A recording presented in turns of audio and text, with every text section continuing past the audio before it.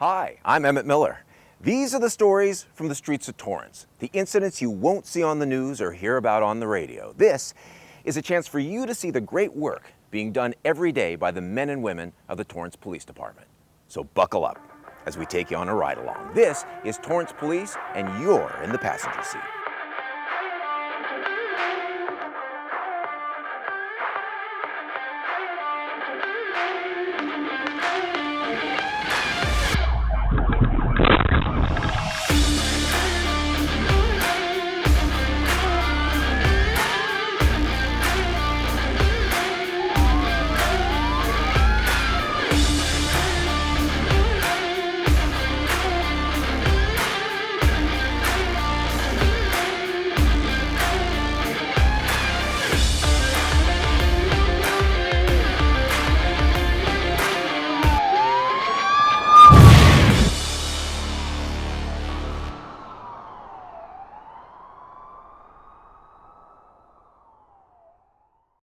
So at the time, I was a fairly new supervisor. I'd just been promoted to sergeant within the past few months, and I'd heard this call come out of a subject that was trying to get into somebody's condo through the, had jumped up on their balcony and was trying to get into their sliding door. Torrance 911. Yeah, this is not a huge emergency, but we had someone come to our front door and then went on into our enclosed patio. Don't go outside! Do Hello? not go outside! I think this guy's going up to other doors, and he looks absolutely crazy. He went up to my front door.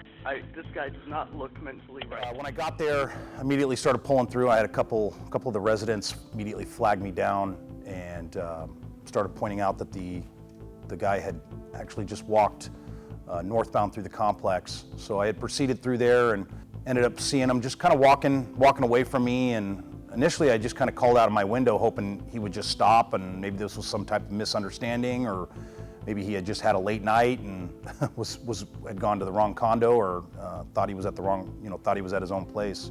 I'm gonna be out with him just north of the Northeast Res. 10/17, I was in just north of the RP Res. Stop! Stop! Hey!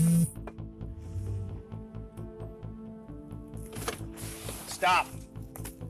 Stop! Hey! We still had a significant distance between us, maybe, 100 feet or 50 feet or so. At that point, he immediately turned around real quick and just started sprinting towards me, which luckily in this profession doesn't happen that often.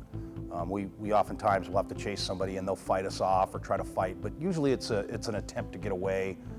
But this was clearly more of an attack on me. Sam 15 will be in front of 414. Hey, stop, dude. Roll me in, it's code 3. Stop. What's wrong with you? Get back! The subject, who is clearly assaultive and non-compliant, now runs from Sergeant Gribben. Fearing this subject may try to enter another residence and harm someone else, a taser is deployed in an attempt to stop him.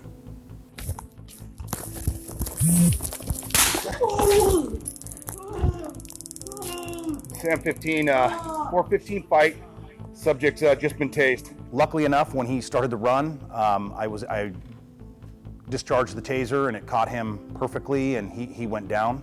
Oftentimes doesn't work. The taser's a great tool, but oftentimes is not. It's not, I would say, in my experience, half the time it works. Oftentimes the clothing stops the darts, or you just don't get can't get them on a run. It's very difficult. I continued to give commands and update, our dispatch and the other officers that were coming as to where I was, what was going on. And I essentially pleaded with him to stay down. Stay down! Stay down!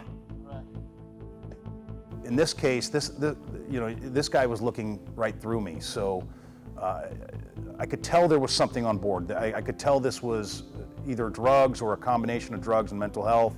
I knew there was something wrong. This wasn't just a guy challenging me to fight because he was upset with the world or upset with me, per se. Go ahead and start TFD also. He's staying on the ground at this point. I'm going to wait for additional units to take him to custody. Thinking to myself, hey, I just need to keep distance. I need to keep him away from me. The last thing I want to do is get tangled up with this guy. And, I don't know if he has any weapons on him at this point. Stay down, or I'm going to tase you again. I don't want to do that. The bottom line is, regardless of how much training you got, regardless of, what kind of background you have, somebody can still get the upper hand on you, whether it's, the right placed punch or they get you in the right move. And you don't want those one-on-one confrontations. We want, as many officers as we can get to obviously, minimize the injuries to us, but also to the person we're taking into custody. If you could direct them down here, that would be helpful. 1997. Stay down, dude. 10-20.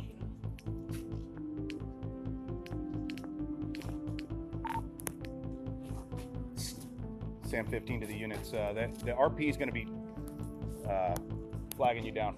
Stay down or I'm going to tase you. I had no idea whether he lived here or not. So that was obviously my concern. He had already tried to get into one condo, which wasn't his.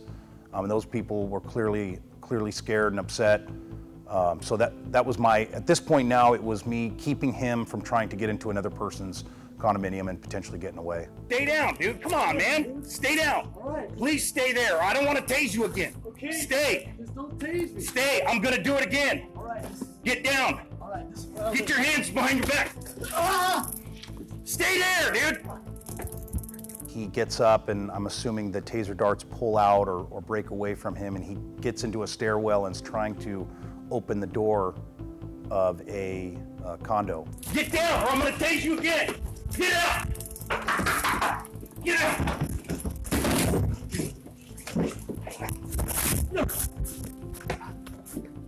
Stay down.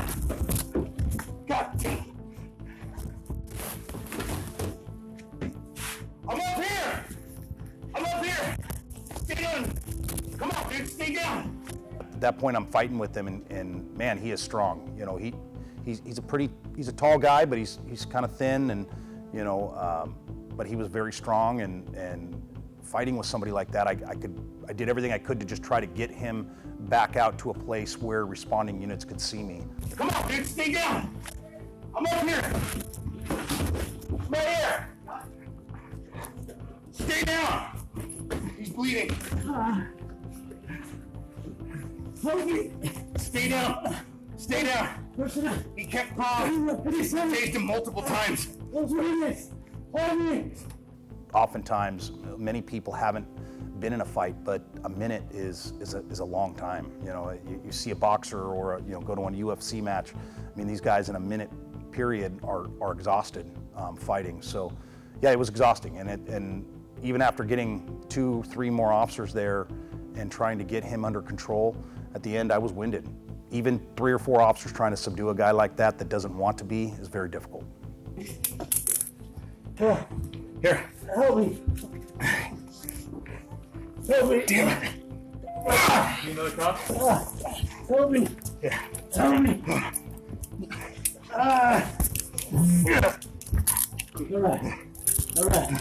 All right, let me up, and I'll negotiate with you.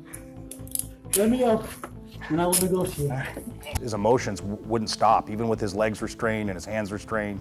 We got to start thinking about, potentially him going into some type of medical distress, like we've seen over and over and over across the country.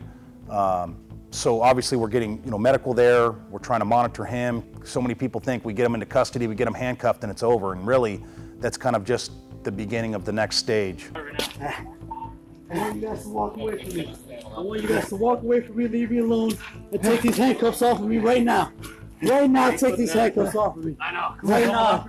I want you guys to take these handcuffs and these leg wraps away from me right now and walk away. I would say that 90+% of the people that we deal with that are suffering, especially the younger folks that are dealing with these mental health issues out here, they're combining some form of illicit drugs with it that are just exacerbating these conditions. Allow me to walk away.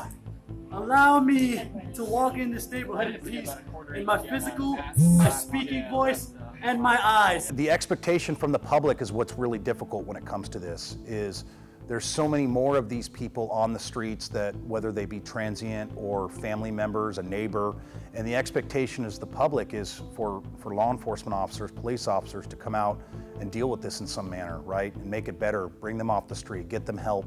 We are very limited in what we can and can't do. So yeah, I think that's the difficult thing, is the expectations from the public versus what we can do. And what we want to do, really. We want to see these people get help. We don't want to deal with them on a day-to-day basis, whether it be drug and alcohol or mental health or a combination of the two. The subject in this case was transported to a medical facility for psychological services. Thanks for joining us. Don't miss the next episode of In the Passenger Seat.